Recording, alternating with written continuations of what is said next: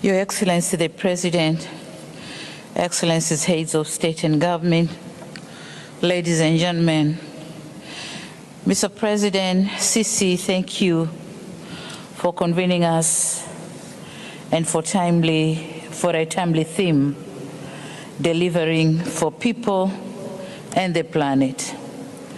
What an opportune time to meet right after the COVID-19 pandemic. A time to reflect on COVID-19 effects to nature, people, and prosperity. Along with the pandemic came lessons, opportunities, and a powerful reminder of the nexus between environmental health and human health.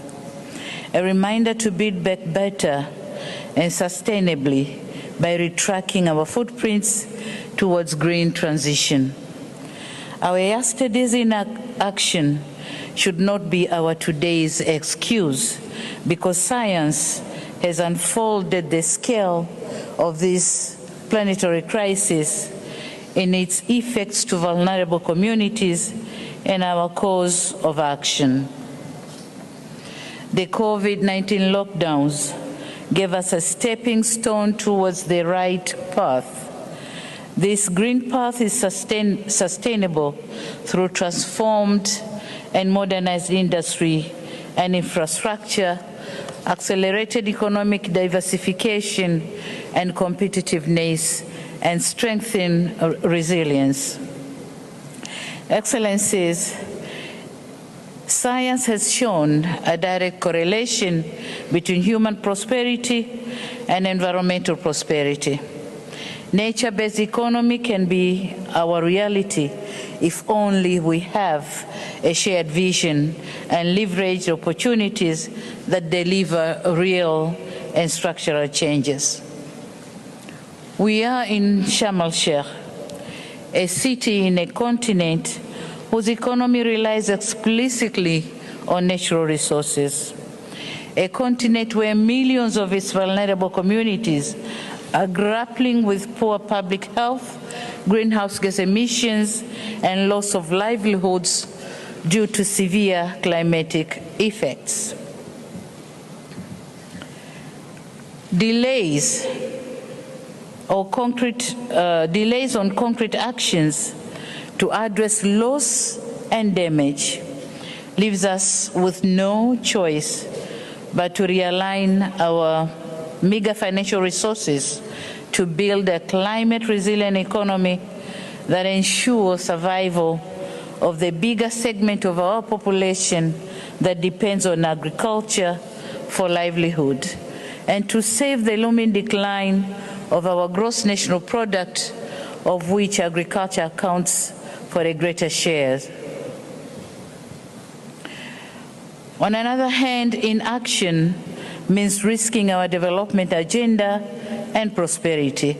And thus, in this regard, we in Tanzania has in place the National Climate Change Response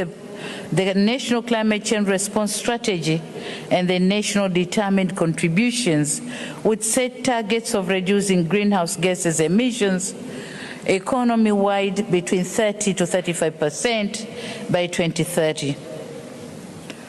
With an estimated US $19.2 billion as cost of implementation. Now the question is, how on earth the country like Tanzania raise this amount of money for mitigation and adaptation of the climate effects?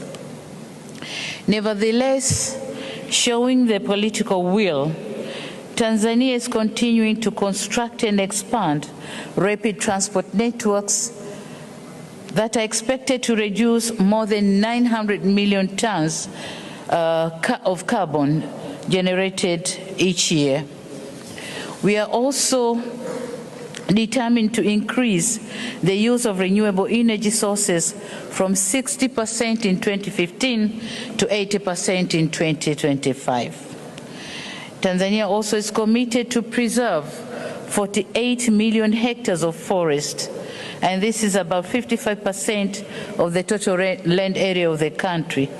And on top of that, we are planting 200 million trees in every 3 years.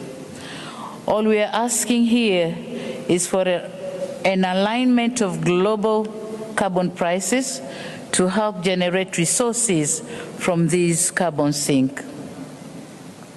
Excellencies, this is the type of leadership exhibited by the developing countries that lack technological know-how, lacking financial and human capacities, having limited scientific information at our fingertips. Yet with these limitations, our part of the world is asked to choose life or death. The question is, do we have an option? Unless we do it together.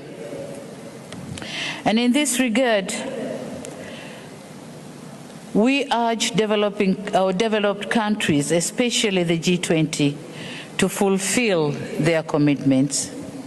We call upon effective implementation of technology transfer while unlocking climate finance to fund our national determined contributions. We are also urging the developed world to raise their subsequent NDC's ambitions to halt greenhouse gas emissions from crossing the irreversible tipping point of atmospheric concentration of carbon dioxide. Having said that, Excellencies, I thank you for your kind attention. Thank you very much.